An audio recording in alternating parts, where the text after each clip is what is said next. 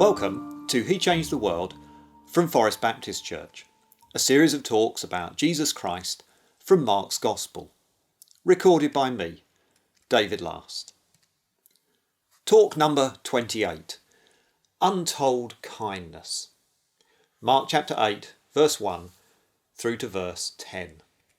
A simple act of kindness can be a beautiful thing. You fall over on the pavement and a passing stranger helps you up. You go to pay for a drink in the cafe, only to discover that you've left your phone and purse at home. But the next person in the queue leans across and says, "Don't worry, I'll pay."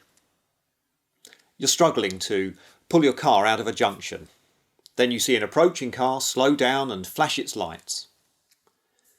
Simple, small acts of kindness. In Mark 8, Jesus shows kindness like this, but does so on a grand scale. And this time he's not at home, but travelling in a foreign land among strangers. Earlier on, he tried to keep his trip quiet, but crowds have gathered, putting him under pressure, and not just for a couple of hours. People have tracked with him for days, desperate to interact with Jesus. If this was you, how would you be feeling by now? Ragged, tired,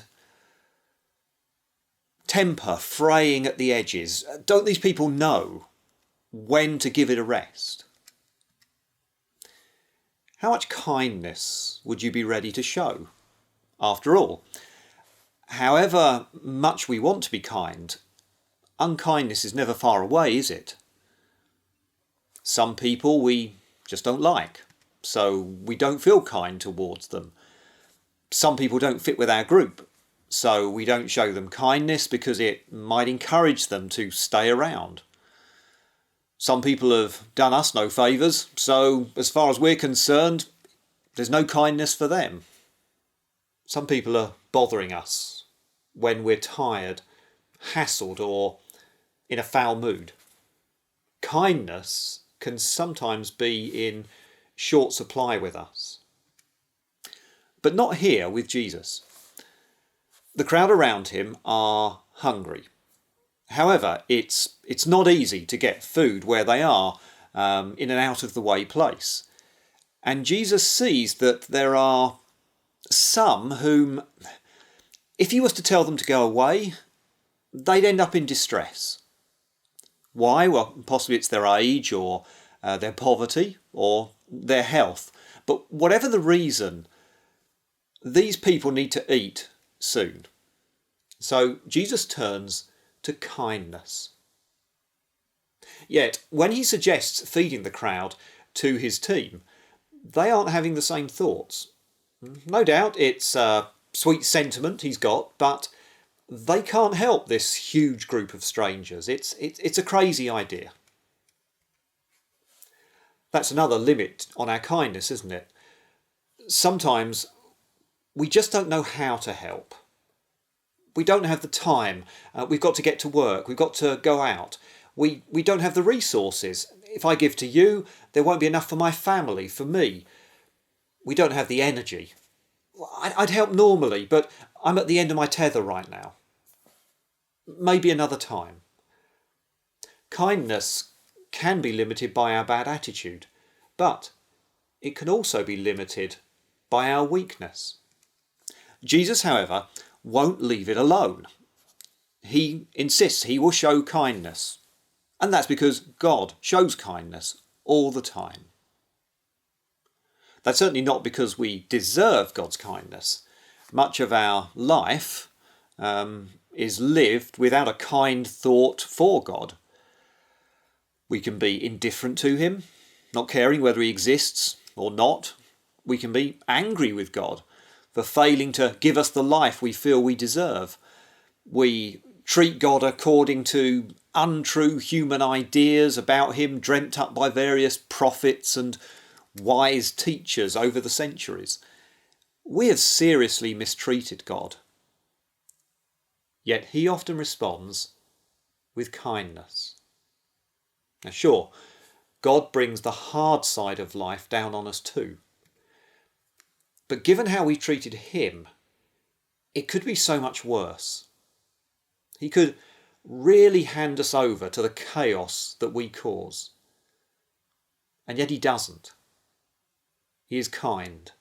And Jesus, as the Son of God, shows that.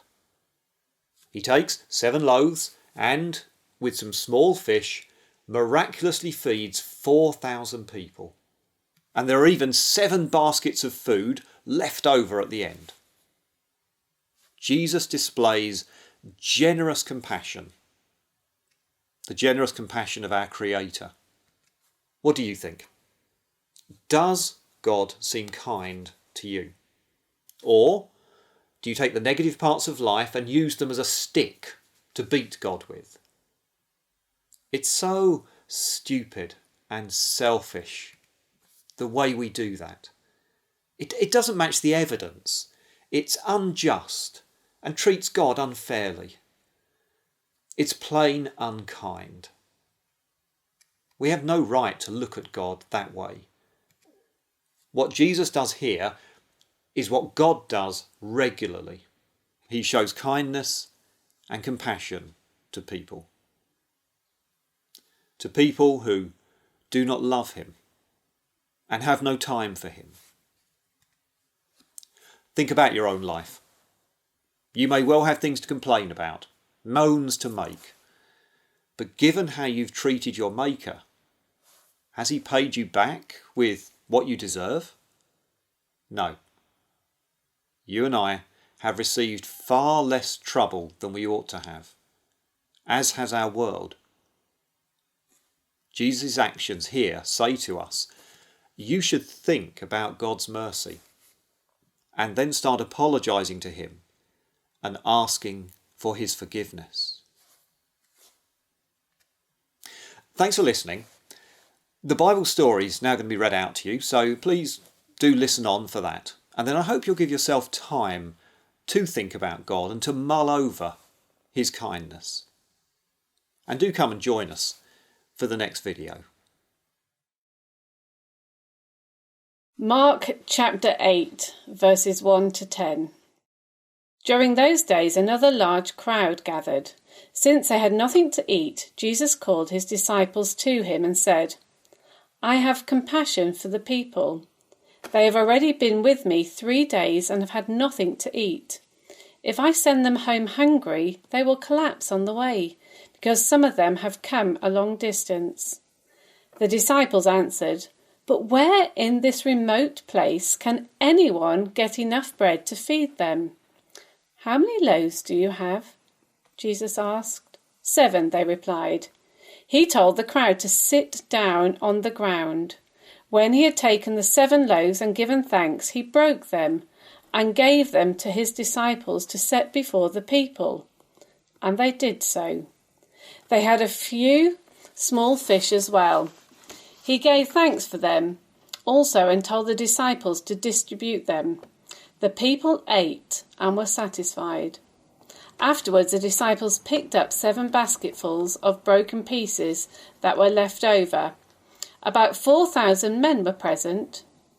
And having sent them away, he got into a boat with his disciples and went to the region of Dalmanutha.